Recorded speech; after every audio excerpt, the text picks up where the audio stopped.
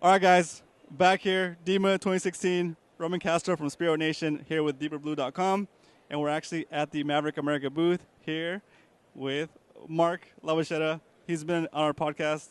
Thank you for taking the time to be on the show, and now it's time for you to tell us a little bit about Maverick America.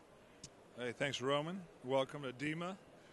Been coming to this trade show forever. It's fun, the diving industry trade show for the professionals. So this is where the newest stuff comes out, gets announced.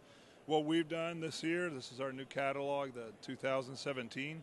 So we added to the collection a full American line of made in America products that I kind of alluded to during our interview when we did that podcast. Sorry, what products are you going to show us today?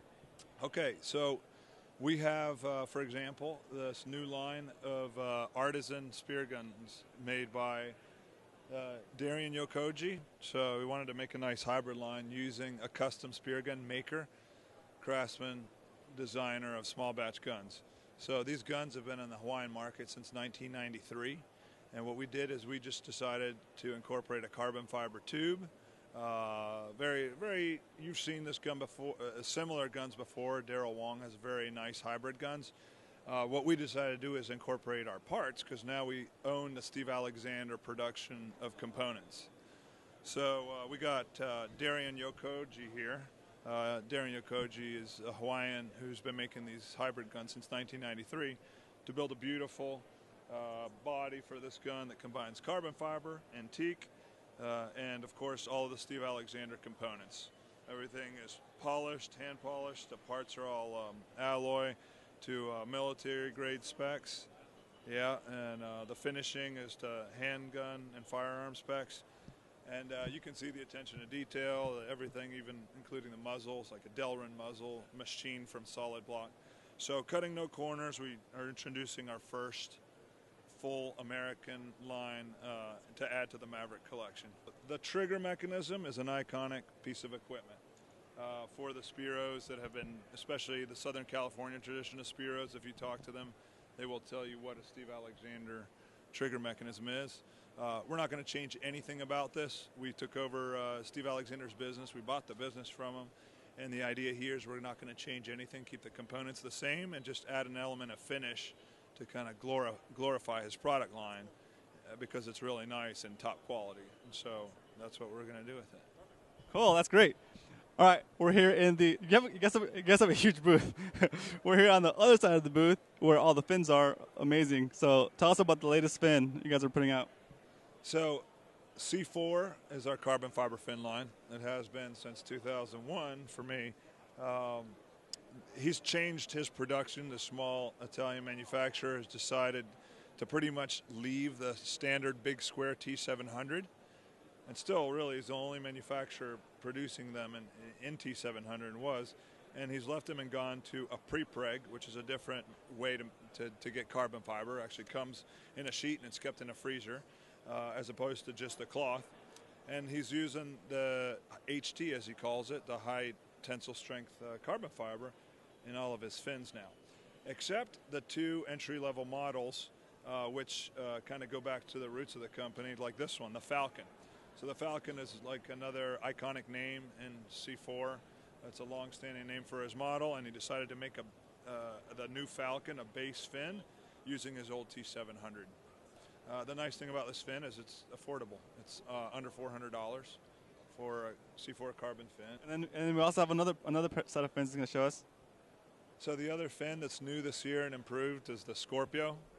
It's now called the Scorpio DNA, and essentially just got a little facelift, that's all.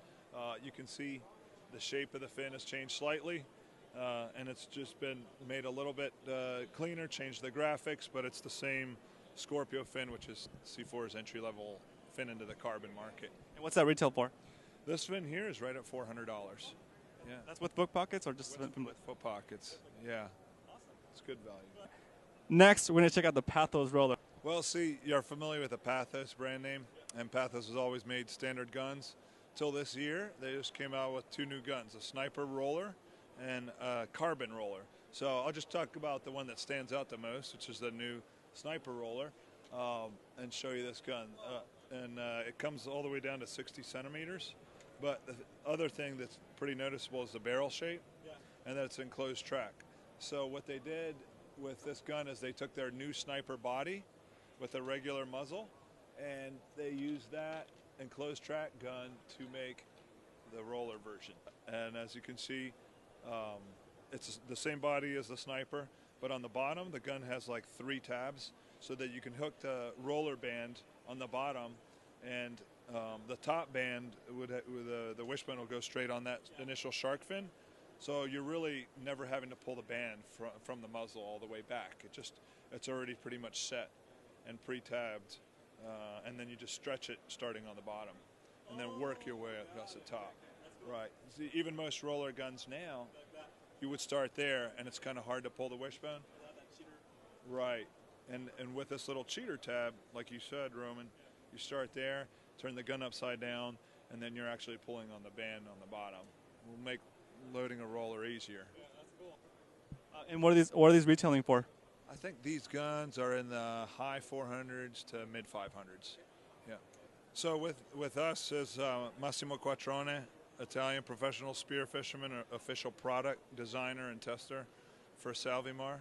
And I'm just going to act as your translator because his English isn't too great. Tell us a little bit about this gun. Dici un po' di questo fucile. Allora, il lavoro più grande che abbiamo fatto, grazie alle indicazioni che ci sono state date proprio da Mark, è cercare di rendere un prodotto nato per il Mediterraneo ideale anche per la pesca nei mari degli Stati Uniti. Normalmente da noi si utilizzano tra virgolette, dei calibri piccoli, e invece qui negli Stati Uniti c'è bisogno, dato che i pesci sono molto più importanti, di andare tra virgolette armati come si deve.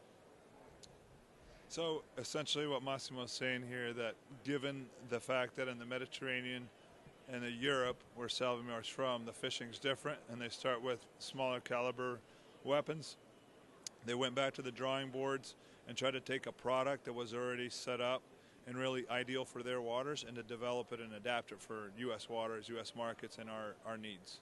That's awesome. That's great. Cool.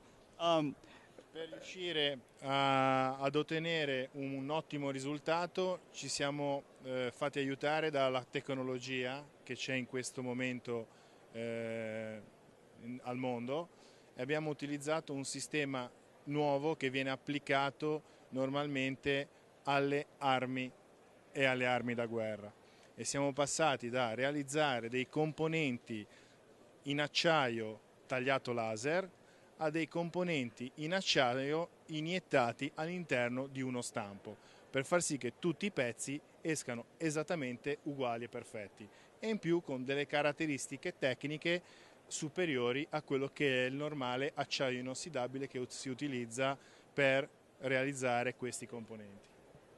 Okay, well, that's going to be a mouthful.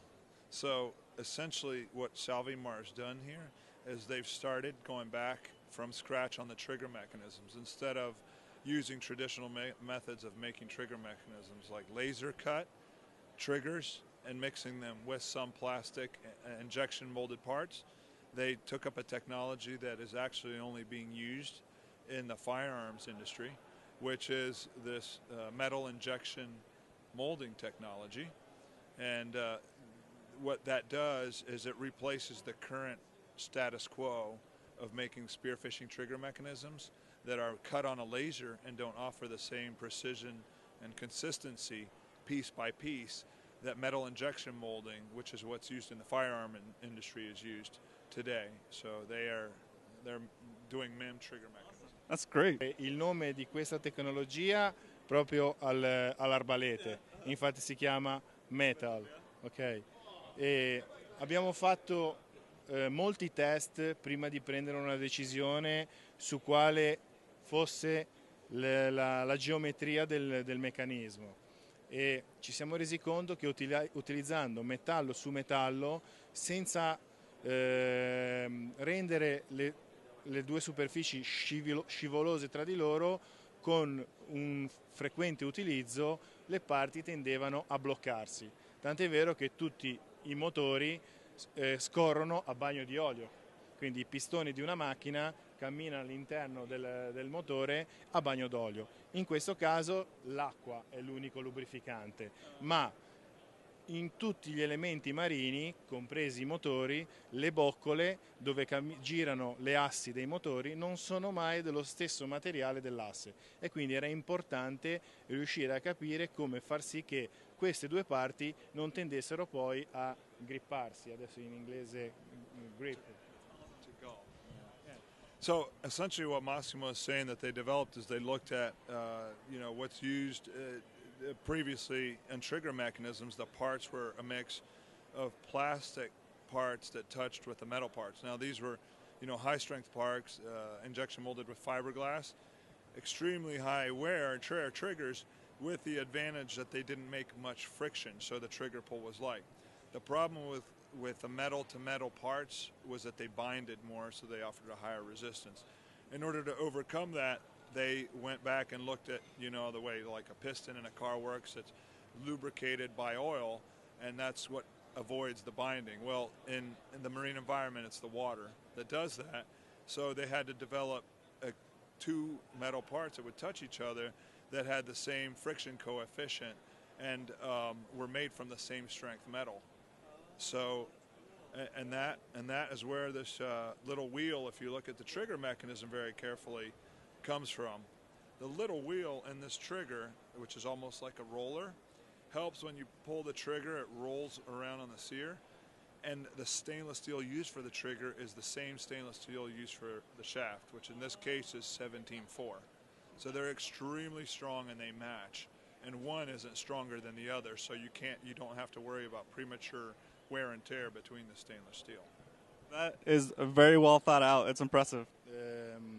Normalmente nelle armi da guerra il carico che deve essere portato sul grilletto, okay, è tarato su 1 chilo di pressione. Okay. Su questo arbalete, sul metal, noi siamo riusciti ad arrivare con 100 kg di trazione degli elastici ad uno sforzo per permettere lo sgancio dell'asta di 6 etti. So seems like you kind of understood what he said. So essentially, Beretta firearms, the official handgun that the armed forces use in Italy, their trigger mechanism has about 1 kilo of pull effort. Well, their new trigger in this gun is about 6 ounces. So it's very much a sensitive trigger under a pretty reasonable load, 100 kilos of pressure, which is normal pressure. That's cool. That speaks more on the design and like the engineering behind it. That's really cool.